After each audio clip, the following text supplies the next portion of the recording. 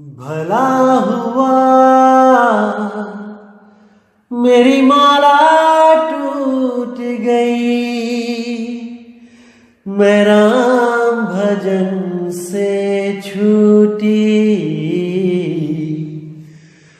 भला हुआ मेरी माला टूट गई, मैं राम भजन से छूटी। मेरे सिर से टली बला, भला हुआ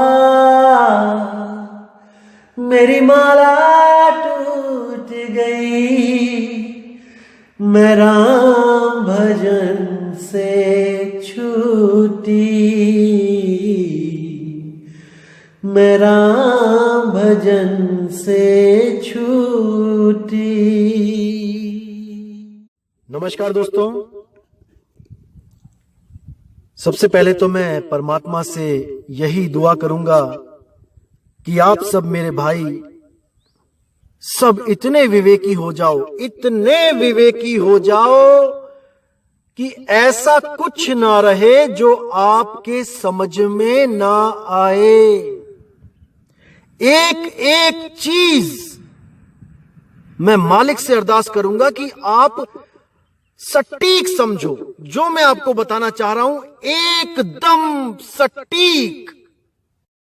तो मेरे भाई, आज हम बात करेंगे उस शब्द पर जिस अकेले एक शब्द का ही सारा झगड़ा है। जितना भी झगड़ा है उस एक शब्द का झगड़ा है। उस एक शब्द को पढ़कर लोग इतने ज्यादा कंफ्यूज हो जाते हैं कि उनको समझ ही नहीं आता कि वाणी कहना क्या चाहती है। शब्द तो पढ़ लेते हैं, किताबों में लिखा है, ग्रंथों में लिखा है, पढ़ लेते हैं, लेकिन उसके भाव को नहीं पकड़ पाते मेरे भाई। नमस्कार, मैं यहां बताने जा रहा हूं केवल और केवल सतगुरु बंदी छोड़ की दया से, उस परमपिता परमात्मा की दया से। और मुझे पूरी उम्मीद है कि वो परमात्मा आपको इतना विवेक बख्शेगा कि आपको एक एक चीज ऐसे हृदय में जाएगी जैसे कोयल के बच्चों को, कोयल की आवाज ऐसे हृदय में जाती है कि जैसे आत्मा तृप्त हो गई। अब कुछ नहीं चाहिए, अब कुछ नहीं सुनना, कुछ नहीं समझना। अब हर चीज क्रिस्टल क्लियर हो गई है, इतनी साफ हो गई है कि अब अंधकार नाम की चीज खत्म। जिसको साहिब ने बोला 12वें पंथ होए उजियारा और 13वें पंथ मिटे सकल अंधियारा, सकल अंधियारा, हर चीज क्लियर। तो मेरे भाई, जो मैं बताने जा रहा हूं बहुत बहुत बहुत ज्यादा ध्यान से समझना। जय बंदी छोड़ की। तो दोस्तों, बात करेंगे उस शब्द की जिसको कहते हैं सोहम। सोहम कहते हैं, सोहम कहते हैं, कई नाम रखे उसके और वाणियों में मिलता भी है। तो असल में ये सोहम का क्या भेद है, क्या चक्कर है, क्यों इसके पीछे सब उलझे पड़े हैं, आज इस चीज को बिल्कुल क्लियर कर देंगे। तो दोस्तों, आपको मैं एक वाणी के द्वारा ये सब क्लियर करूंगा और आप इसको अच्छी तरह समझ भी जाओगे। जैसे कबीर साहब कहते हैं कि जाप मरे अजपा मरे अनहद भी मर जाए और सुरति समाए शब्द में वाको काल ना खाए। तो यहां पे साहिब क्लियर कर रहे हैं कि जो सोहम शब्द है वो भी इन 4 अवस्थाओं को प्राप्त होता है। जो गुरु आपको जैसा गुरु मिलेगा, अगर आपको केवल सोहम का भी गुरु मिलता है, जो आपको केवल सोहम मंत्र देता है, तो वो भी 4 प्रकार से ही दे सकता है आपको। पहला प्रकार होता है जाप, यानी एक ऐसा गुरु मिलेगा आपको जो इस सोहम मंत्र को आपसे जपवाएगा, मुंह से, जीवा के द्वारा बोल के। कैसे? जैसे सोहम सोहम सोहम सोहम सोहम सोहम सोहम सोहम। अब आप इसे मुंह से जप रहे हो और इसे ही जपते जपते आपकी जीभ शांत हो जाएगी और आप अपने मन में इसी अक्षर को रटोगे, सोहम सोहम सोहम, मन में। एक तो हो गया ये जाप। इसको साहिब कहते हैं जाप मरे। जैसे ही आपकी मौत होगी ये जाप खत्म हो जाएगा, 52 अक्षर खत्म हो जाएंगे। अब कहते हैं अजपा मरे। वो क्या है? जब आपको सोहम मंत्र तोड़ के दिया जाता है श्वासों के साथ, जैसे श्वास अंदर ली तो सो और श्वास छोड़ी तो हंग, सो हंग, सो हंग। जो गुरु आपको इस नाम से जोड़ता है अजपा जाप से, वो गुरु भी सोहम का भेद नहीं जान पाया। उसने आपको पवन के साथ जोड़ दिया, पवन के साथ जोड़ दिया और उस पवन के द्वारा आपने एक मंत्र ले लिया, सोहम सोहम। इसी को कई लोग क्या कर देते हैं, कोहम कोहम, यानी कौन हूं मैं, कौन हूं मैं, यही जपते हैं। सोहम का मतलब सोहम, वो मैं हूं, वो मैं हूं, सोहम सोहम। इसी तरह कई लोग करते हैं ओहम, सांस लिया ओ और छोड़ा हम, ओहम, यानी जो तू ओहम ओहम, वो मैं हूं, वो मैं हूं। ये अजपा जाप खत्म हो जाता है जैसे ही आप की सांसें खत्म होती हैं। जाप मरे अजपा मरे। अब जो अनहद है वो क्या है? वो एक ऐसी धुन है जो अपने आप हो रही है। वो कोई जाप नहीं है कि आप सोहंग सोहंग जपोगे, नहीं, वो अपने आप हो रही है। जैसे ही आपको इस अनहद वाला गुरु मिलेगा, वो आपको क्या कहेगा? जो केवल सोहंग देते हैं अनहद वाले गुरु, मैं उनकी बात कर रहा हूं, 5 नाम वाले नहीं, जो कान में उंगली डालते हैं वो नहीं। ये लोग आपको बोलेंगे कि आपने कोई नाम नहीं जपना, कुछ नहीं करना। वो नाम तो अपने आप हो रहा है, स्वतः हो रहा है, बस आप उसको महसूस करो। जैसे ही आप श्वास ले रहे हो वो ऑटोमेटिकली हो रहा है, सो हंग सो हंग। आपने केवल उसको पकड़ना है और वो सोहंग आपको, आपकी सुरती को वहां ले जाएगा जहां आपको उस परमात्मा शब्द के दर्शन हो जाएंगे। ये भरमजाल है। तो साहिब इसको भी मना करते हैं कि अनहद भी मर जाए, ये सोहंग भी मर जाएगा जो स्वयं से हो रहा है, और ये मरा ही हुआ था। कैसे? जब आप मां के गर्भ में थे, 9 महीने आप मां के गर्भ में थे, तब ये सोहंग कहां था? इसका जवाब दो मुझे। पूछो इसको, गुरुओं से पूछो कि जब मैं मां के पेट में उल्टा लटका था और अंदर पेशाब, खून, हर चीज भरी पड़ी थी, तब ये सोहंग कहां था? तब कहां था ये सोहंग? भाई ये सोहंग तब नहीं था, लेकिन जिस कबीर साहब जो सोहंग की बात करते हैं, सोहम की बात करते हैं, वो वहां पे भी था, वही आपकी रक्षा कर रहा था। सोहम सत्य कबीर, वो तब भी था, गर्भ में भी था। जब आप एक भट्टी में पड़े थे, उस कच्चे घड़े की तरह जिसको पकाया जा रहा था, तब उस मालिक ने उस शब्द के साथ श्रुति को जोड़ा जो श्वासों से भी न्यारा था। तो साहिब कहते हैं, हे धर्मदास, जब मैं उस नरक में अपने जीवों को देखने आया, जब उनकी चीखें पुकार सुन के मैं वहां पहुंचा, तो उस नरक की सारी अग्नि ठंडी हो गई। अब देखिए वहां लिखा है, इसका मतलब क्या है कि जब आप गर्भ में कच्चे घड़े की तरह पड़े थे और पकाए जा रहे थे, आपको एक पल भी चैन नहीं आ रहा था, तब आपकी सुरती को सतगुरु साहिब ने उस शब्द में लगा दिया जो उस समय आपके पास था। वहां पर भी वो इतना समर्थ था कि आपको उस अग्नि से बचा सके, और सारी सुरती आपने उस शब्द में लगा दी। उस मालिक ने जब वहां शब्द बख्शा ताकि इस गर्भ जून की, इस महाअग्नि की दुख भरी घड़ी को हम सह सकें, हम उस गर्भ में 9 महीने पूरे कर सकें और उसके बाद हम इस दुनिया में आ सकें, और बाहर आके हम इसी शब्द को एक सतगुरु से प्राप्त करके दोबारा उसमें जीते जी सुरती लगा सकें, ताकि हम जीते जी मुक्त हो जाएं, जीते जी मुक्त हो जाएं।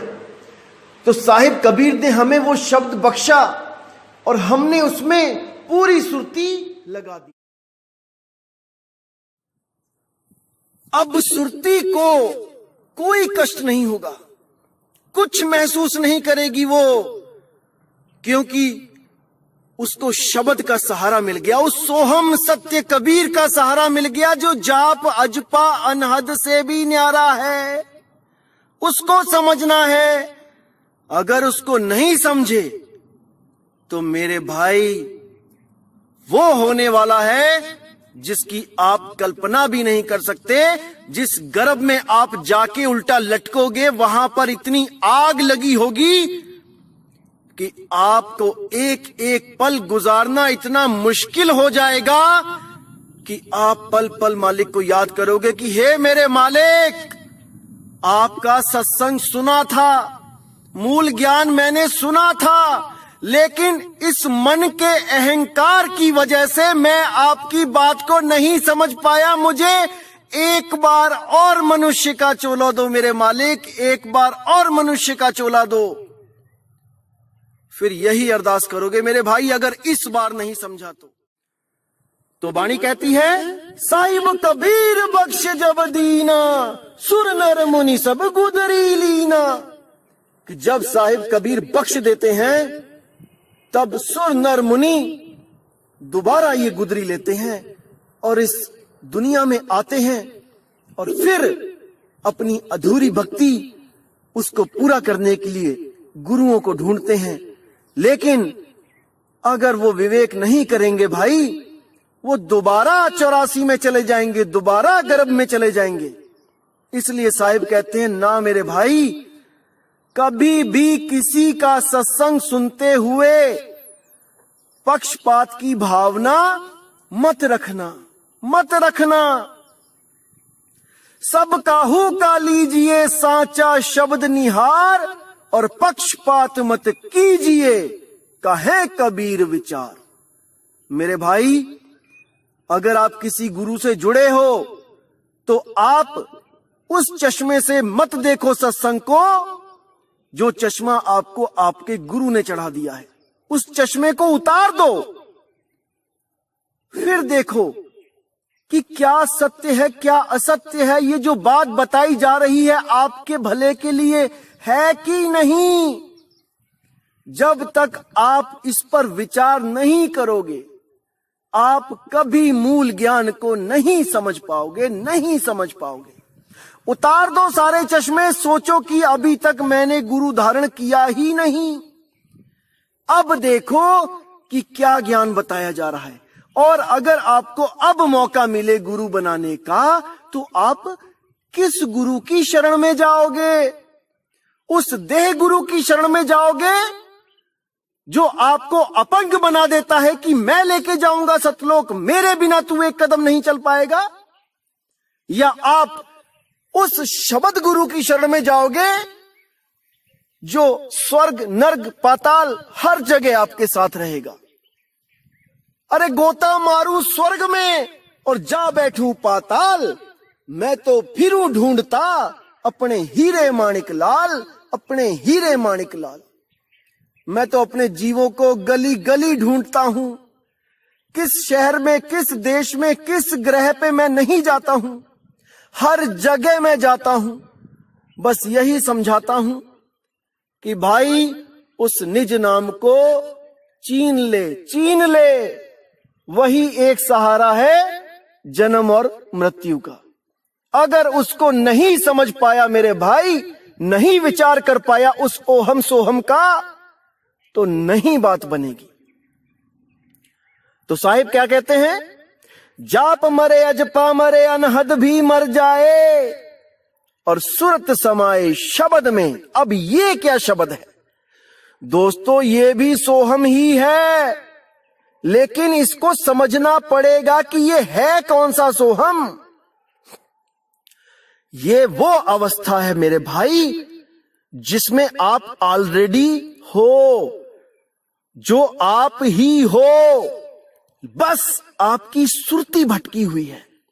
जैसे ही आप अपनी सुरती को स्वयं में अपने वाले सोहम निज नाम में लगाओगे, तब आपको एकदम समझ में आएगा कि मैं असल में हूं क्या, कौन हूं मैं।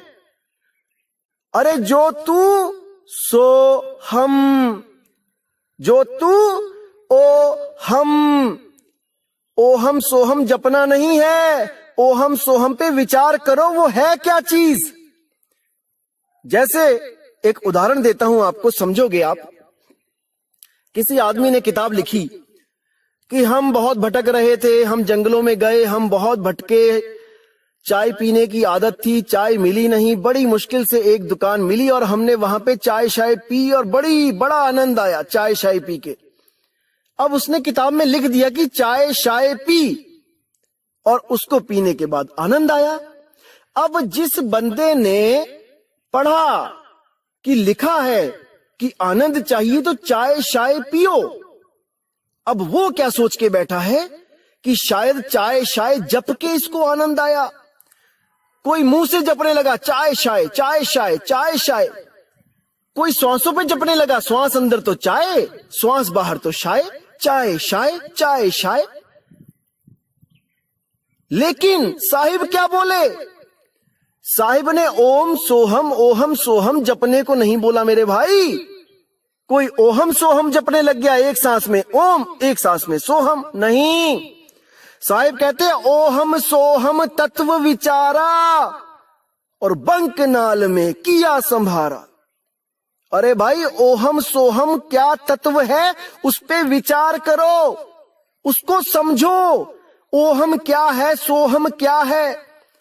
जैसे जल और पानी दो नाम हैं, लेकिन वस्तु एक है, एक ही वस्तु है।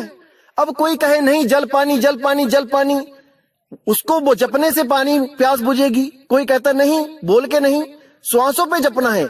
एक श्वास लिया जल, एक श्वास लिया पानी, जल पानी, जल पानी, जल।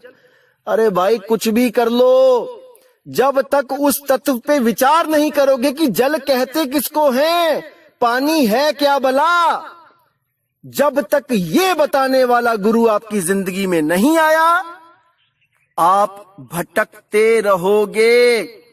आपको कोई ठिकाना नहीं मिलने वाला मेरे भाई। समझ जाओ, समझ जाओ, समझ जाओ। अभी नहीं समझोगे तो कभी नहीं समझोगे। और बात जरा सी वरना 84 मेरे भाई, समझ जाओ अभी। तो अब बताना चाहूंगा कि क्या आनंद आता है। ये जो सोहम सोहम जपते हैं जो लोग, आखिर ये लोग क्या इनको प्राप्ति होती है, मैं आपको बताना चाहूंगा, क्योंकि आप भी सारे भ्रम से दूर हो सको। जैसे जो श्वासों पे ओम सोहम चल रहा है, वो क्या है? जैसे आप अभी श्वास ले रहे हो, अभी आप नॉर्मल सांस ले रहे हो और आपकी सांस नाक से होती हुई सीधे फेफड़ों में जाती है, सीधे फेफड़ों में जाती है, हवा भरती है और उसी हवा को आप दोबारा नाक से वापस फेंक देते हो। या मुंह से सांस लोगे तो वो मुंह से हवा जो भरी वो सीधी फेफड़ों में गई, फेफड़ों से क्या होता है कि कार्बन डाइऑक्साइड जो होती है वो बाहर आ जाती है, और जो ऑक्सीजन होता है वो सारा जो है फेफड़े हार्ट को ट्रांसफर कर देते हैं, दिल में ट्रांसफर कर देते हैं। और दिल क्या करता है, उसमें जितने भी ऑक्सीजन के मॉलिक्यूल्स होते हैं उनको ब्लड के साथ मिला के पूरे शरीर में ट्रांसफर कर देता है। तो सांस ली, ऑक्सीजन यूज करी और कार्बन डाइऑक्साइड बाहर निकाल दी। अब एक होता है नॉर्मल सांस लेना, जो आप ले रहे हो, इसमें कोई आनंद नहीं है। जैसे आप नॉर्मल सांस ले रहे हो, आनंद नहीं है। लेकिन जब इस सांस को आप अजपा जाप बना देते हो, जब श्वासों के द्वारा जपने लग जाते हो, या फिर कुछ भी ना भी जपो, श्वासों पे ध्यान लगाने लग जाते हो, तो ये श्वास उलट जाते हैं, ये ऊपर की तरफ चले जाते हैं। जैसे आप नाक से अगर पानी पियोगे तो आपको नाक से पानी अंदर जाए तो एकदम इतना ज्यादा कष्ट होता है। जो पानी ऊपर दिमाग की तरफ जो चला जाता है बहुत कष्ट करता है, इतना कष्ट होता है कि बंदा कहता है अरे बाप रे क्या हो गया ये। क्योंकि वहां पर जो खाल होती है बहुत सेंसिटिव होती है, बहुत पतली खाल होती है।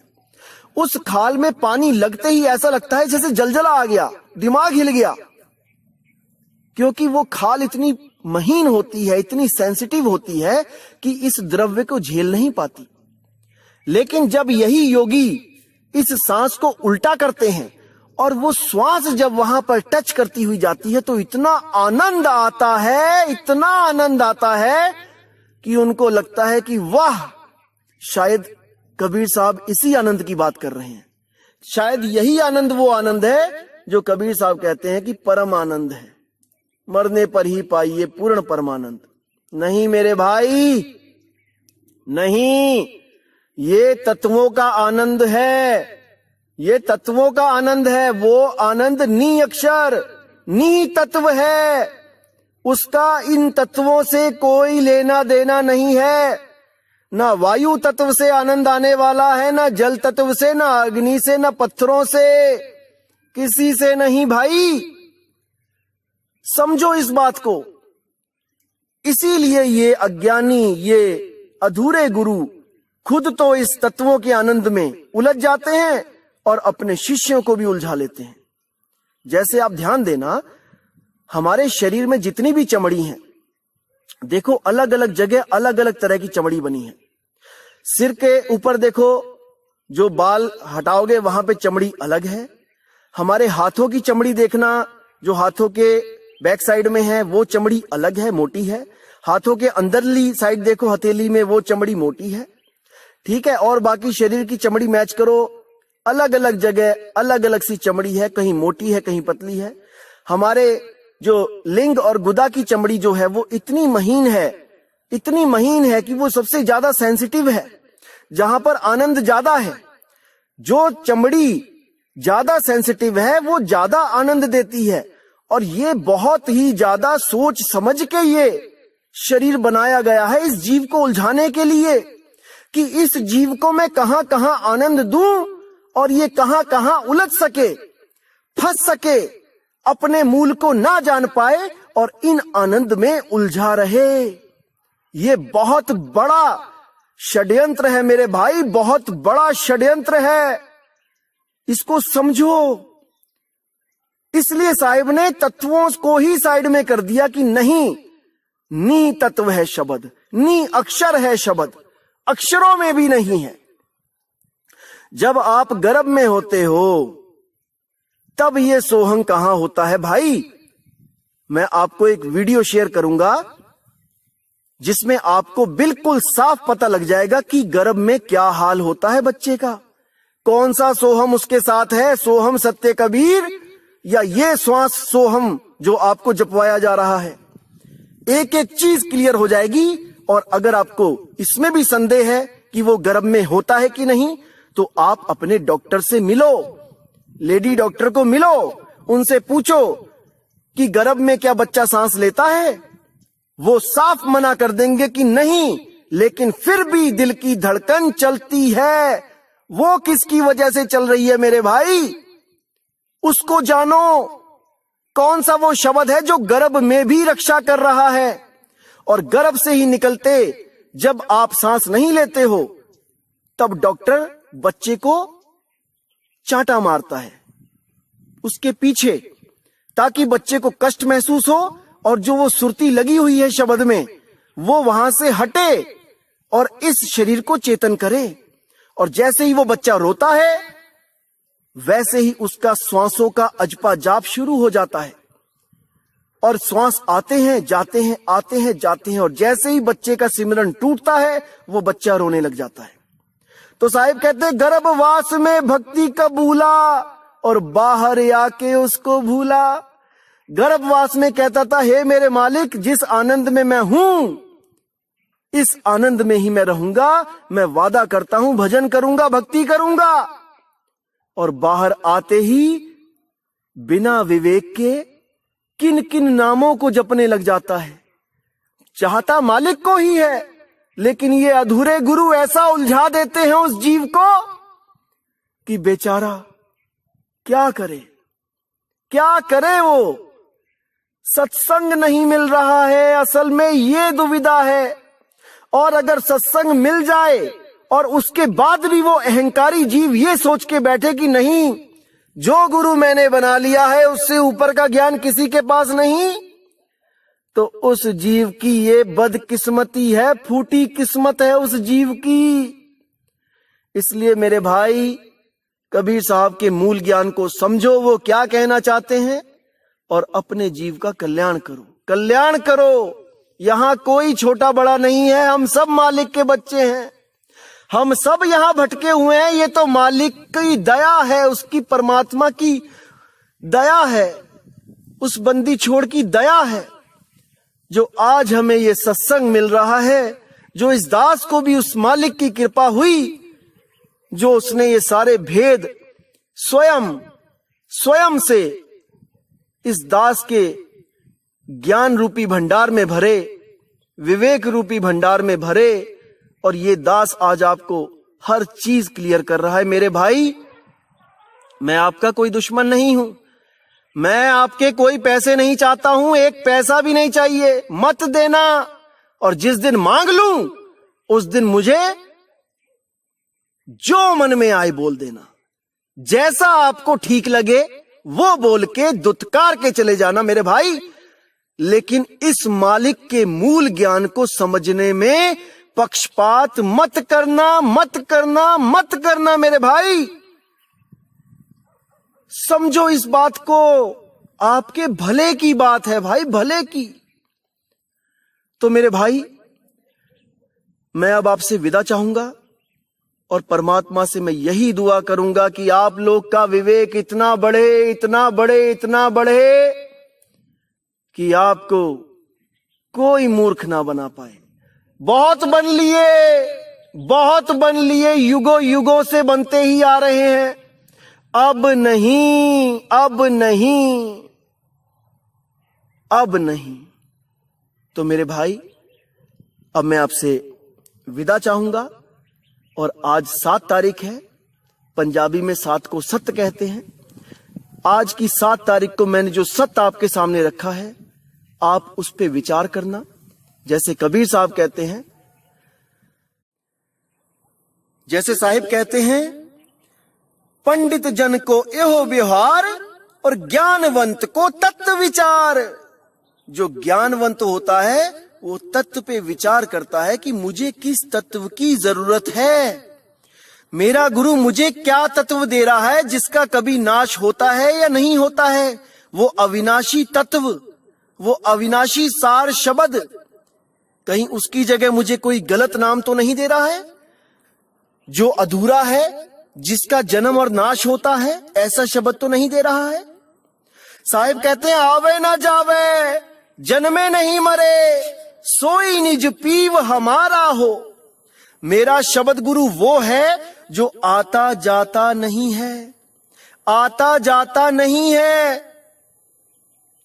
जैसे उदाहरण दूंगा, जो झूला देखा है आपने, जो झूला ऊपर से जाता है नीचे, नीचे से जाता है ऊपर, हिंडोला टाइप में। आजकल एक और चला है जो एक किश्ती की तरह झूला होता है, लोग बैठे होते हैं, वो ऊपर से नीचे, नीचे से ऊपर, बहुत तेज चलता है।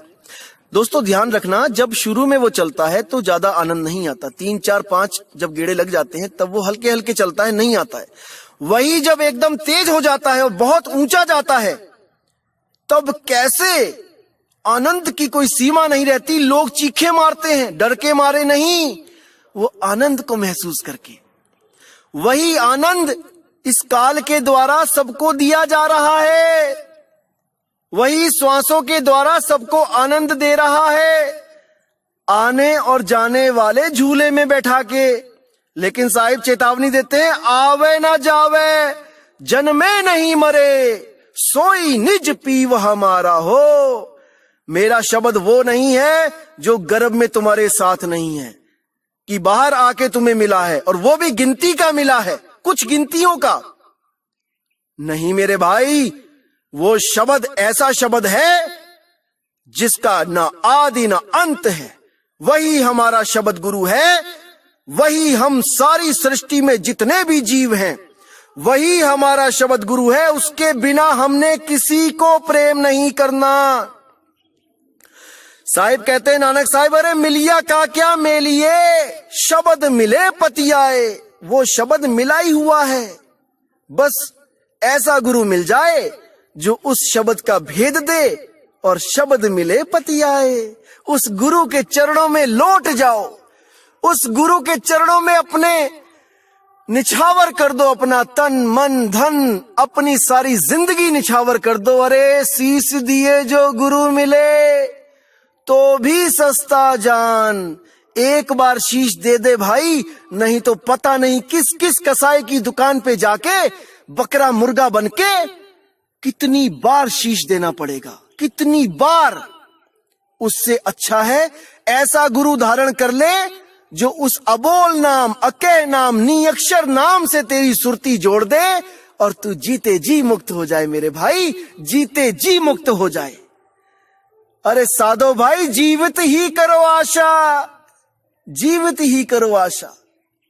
तो इसी के साथ दोस्तों मैं विदा लूंगा, और मैं मालिक से दुआ करूंगा कि आपका विवेक बढ़ता ही जाए, बढ़ता ही जाए। तलवारें ऐसी ऐसी तीखी हो जाएं आपकी विवेक की कि किसी का ज्ञान आपका कुछ ना बिगाड़ पाए, कुछ ना बिगाड़ पाए। तो इसी के साथ दोस्तों मुझे विदा करो। जय गुरु बंदी छोड़ वैराग साहिब जी की, जय गुरु बंदी छोड़ मदन साहिब जी की, जय जय सतगुरु बंदी छोड़ कबीर साहिब जी की। सदा ही जय हो, सदा ही जय हो मेरे मालिक की। साहिब बंदगी Satnam.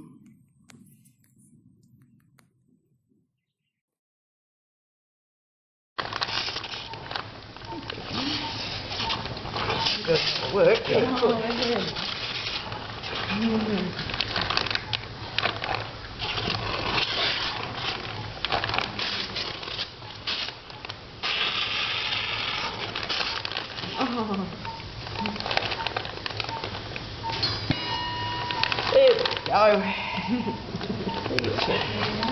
Wave. Hey everyone, it's a good one.